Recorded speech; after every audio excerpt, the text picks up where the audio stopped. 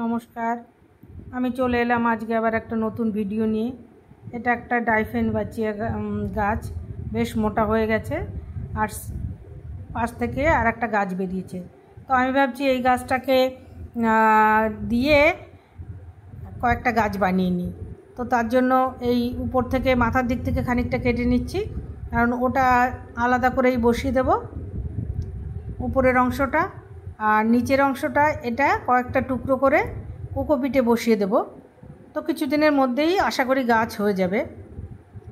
তো এইভাবে ছোট ছোট 2 ইঞ্চি মতো করে কেটে আমি 4টে টুকরো করে নিচ্ছি, নিয়ে বসিয়ে দেবো। এইরকম যে টাইপের গাছ আছে সেই গাছগুলো এই ডাঁট থেকেই হয়ে যায়, আবার কিছু কিছু গাছ গোড়ার যে বাল্ব থাকে তার থেকে হয়। তো এই যে 4টে বসিয়ে কোকোপিটেই বসাচ্ছি আমি, মাটিতেও আপনারা বসাতে পারেন, তবে মাটিটা দেখতে হবে, বেশি স্যাঁতসেঁতে হলে অসুবিধা হয়, যার জন্য কোকোপিটে আমি বসাচ্ছি। তো এইভাবে বসিয়ে দিলে কিছুদিনের মধ্যেই খুব সুন্দর গাছ বেরিয়ে যাবে। এই একটা গাছ থেকে কিন্তু অনেকগুলো ঝাড় হবে, সুন্দর হবে দেখতে, প্রচুর গাছ বেরিয়ে যাবে এটার থেকে। আর এটা আমি বাইরেই রাখবো, কোনো শেডের ভেতর বা কিছুতে রাখবো না। আর হালকা হালকা করে জল দেবো, জলটা শুকিয়ে গেলে, ভিজে থাকলে জল দেওয়া যাবে না। তো এইভাবে এইসব গাছগুলো আমরা খুব সহজেই তৈরি করতে পারি। আর এর যে মাথার টুকরোটা আছে সেটাও লাগিয়ে দিলাম। তো একটা গাছ থেকে আমার অনেকগুলো গাছ হয়ে যাবে। ওটার মূল গাছটার তো গোড়ার থেকে বেরিয়েছে, আর এটার এই যে মাথাটাও লাগিয়ে দিলাম, আর যে গোড়ার ডাঁটগুলো লাগালাম সেগুলো থেকেও বেরোবে। তো এগুলো তো খুব সুন্দর লাগে দেখতে, ইনডোর আউটডোর দুদিকেই রাখলে খুব ভালো লাগে দেখতে, ঘরের শোভা বৃদ্ধি পায়, বাগানও খুব ভালো করে রাখে। তো এবার আরেকটা গাছের কথা বলবো, সেটা হচ্ছে ব্রোকেন হার্ট। এই গাছটাও যে সবসময় যে গাছ লাগবে তার কিন্তু মানে নেই।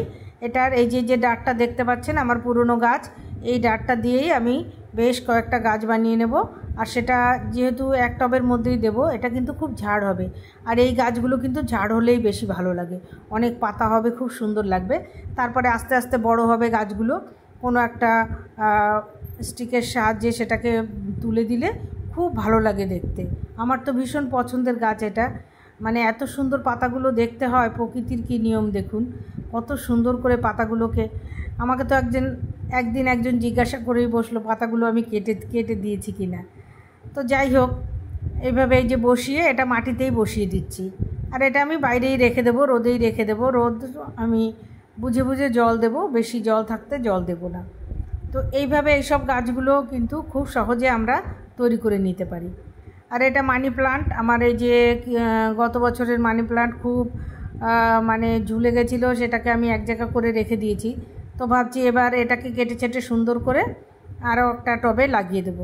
তো তার জন্য আমি ডগার দিক থেকেই নিচ্ছি, সুন্দর করে একটা ঝাড় মতো বানিয়ে সে বসাবো। আর এই গাছগুলোকে আমি পরে ঠিক করে নেব।